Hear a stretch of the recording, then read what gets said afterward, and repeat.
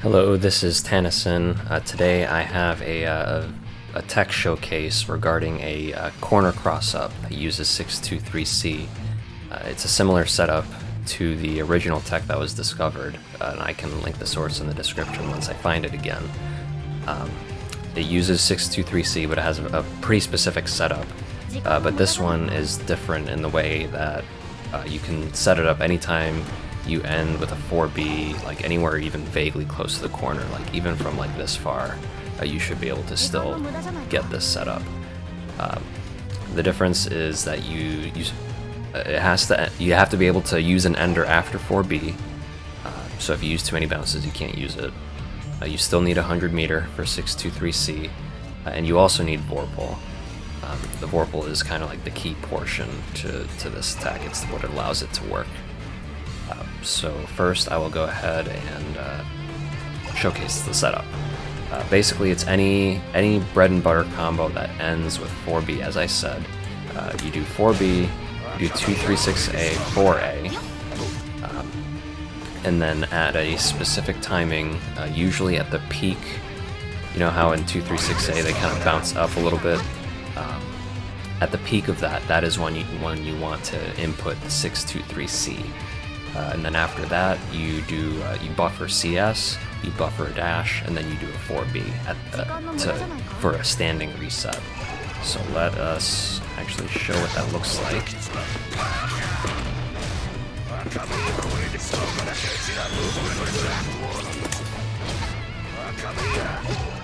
And Waldstein is now in the corner.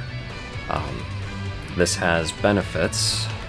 Because if your opponent is scared and not mashing anything, they will be quite surprised to find out that you've stolen the corner from them. I don't think a grappler has ever been able to do that in a fighting game before, but don't quote me.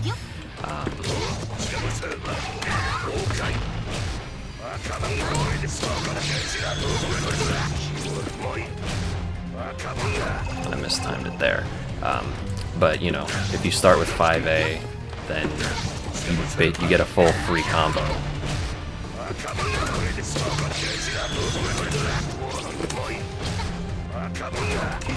And you just start up again. You know, you get 2 combos for a gamble. You know, if you have a ton of meter, you can use a metered ender, probably either 623C or probably one of those as well. This is one of my favorites if they're not going to die. But full free combo if your opponent is unaware that this exists, and you perform it correctly, of course. And now for the counterplay. So for the counterplay, I actually had to re-record this a few times because I was still learning some of the really specific stuff regarding this cross-up. 5-frame moves may or may not beat you. You know, you can sometimes still mash something and beat someone mashing 5A. It all depends on how prorated your combo is. So if you start with 2B, there's nothing that you can do where you'll be able to make that, be able to mash your own 5A.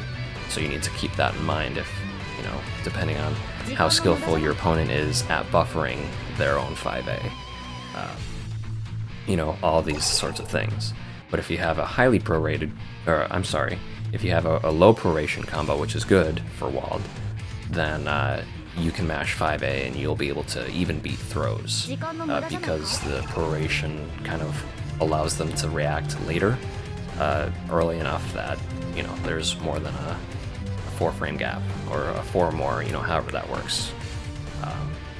So let's show, I think Line is already on 5A, so if I can do this correctly...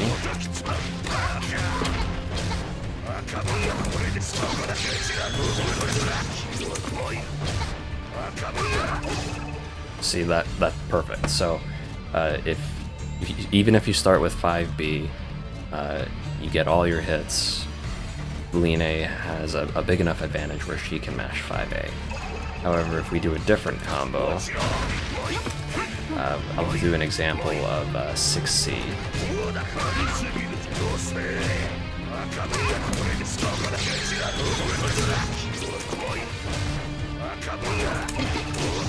See the combo just, you know, she's still on, you know, reversal 5A. You know, as you saw, she just hit me there. So depending on how prorated your combo is, you know, you still retain the advantage. And I think that's it as far as. I should mention that in the high proration combo, where Line wins with 5A.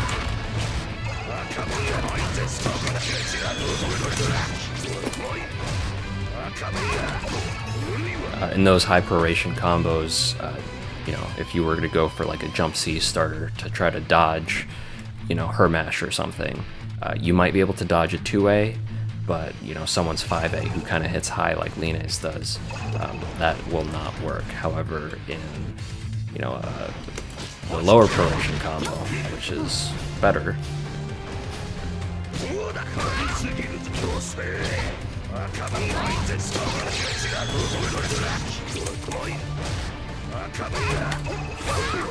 you just clear the 5A completely.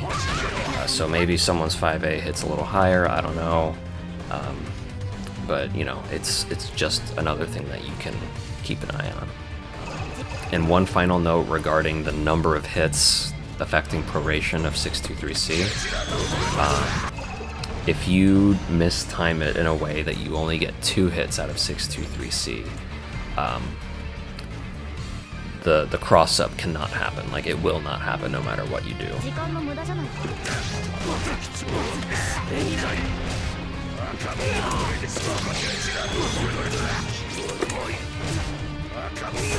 You see there, I actually had to switch to hide because of the way Line falls during combos. But I only got 2 hits. I tried to still do, you know, the cross-up, and I got enough distance for it. You know, I know I inputted it correctly, but the CS4B, like, it's the way that your opponent's height factors into it. This allows you from, you know, being able to actually fit under them to be able to make this cross-up happen. Now, Waldstein's next option is to deal with like an anti-cross-up. So if your opponent starts expecting this cross-up because you've managed to do it a couple of times in a set, and they say, oh, you know, he's doing the CS-4B, you can actually prevent that cross-up by doing a meaty 236B.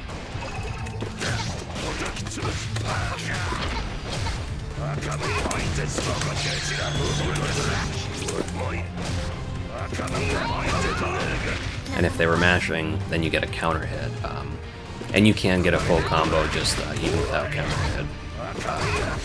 You obviously won't have Vorpal, so you can't exactly make it safe, but there's a whole nother rock, paper, scissors situation that comes from that string of moves. But yeah, you can just prevent the cross-up from happening on purpose and get a meaty 236B, which is strong on a standing reset anyway by itself. 236B works on people that, 214B, actually I want to see if the less proration works on it.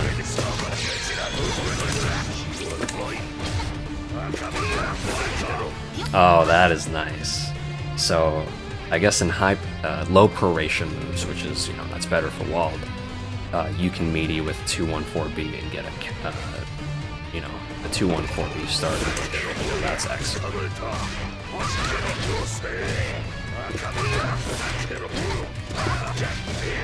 Yeah, that's 4100 damage without Vorpal, off of, you know, this kind of rock, paper, scissors situation, and that's without meter, of course. You won't have 200 for it because, you know, you used it for 623C, but, you know, that's still excellent.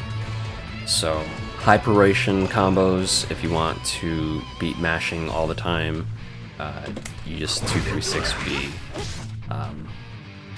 if you have a low proration combo, you can meaty with 214B. Now, the reason why this cross-up is so significant, I mean, I guess this should be kind of, apparent, is because DPs don't exactly function. Let's go ahead and get Wald to do some stuff here for us.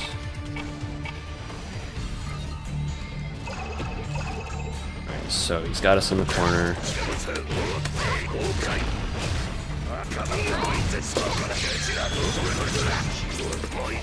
Okay, so he's doing the cross-up and, he's poorly mashing. Actually, I'm going to re-record that because that was pretty bad.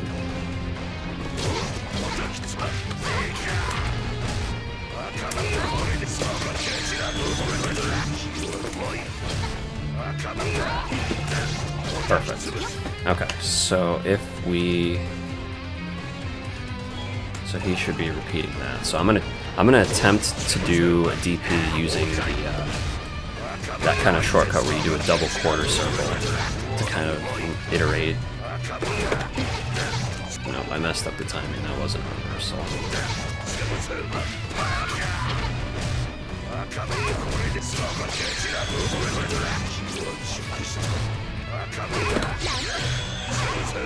Okay, so I had to switch to the opposite side because my execution is pretty bad. But if you were looking at the input display, you saw that, I did a DP, or it would have come out as a DP. You have the right, it goes to down, and then you get your diagonal, and because of the way the game functions, that still normally comes out as a DP. If you do it fast enough. So, you can't just DP out of this situation is what I was getting at. The only way to really beat it, like, without thinking, is to VO. So let's get Wald to do this again. I should be good enough to just VO simply.